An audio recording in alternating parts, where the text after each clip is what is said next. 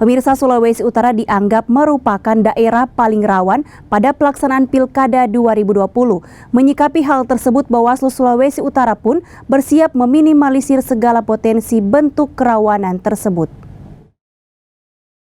Bawaslu Republik Indonesia merilis Indeks Kerawanan Pemilu Pemilihan Kepala Daerah 2020 di Jakarta Selasa 25 Februari lalu. Dalam rilis tersebut menunjukkan Provinsi Sulawesi Utara berada pada posisi tertinggi paling rawan di antara 9 provinsi yang akan menyelenggarakan Pilkada 2020 dengan skor 86,42.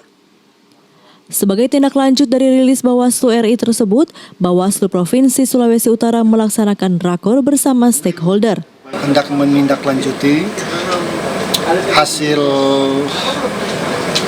dari Bawaslu RI terkait dengan Indeks Kerawanan Pilkada 2020 yang menempatkan Sulawesi Utara menjadi provinsi yang indeks kerawanannya berada di level yang tertinggi dari 9 provinsi yang akan menyelenggarakan pilkada.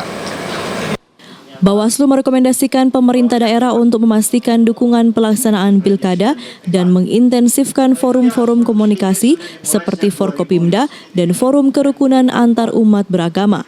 Dengan komunikasi yang baik, konsolidasi dan pencegahan potensi kerawanan di pilkada nanti bisa meminimalisir adanya angka kerawanan di Sulawesi Utara.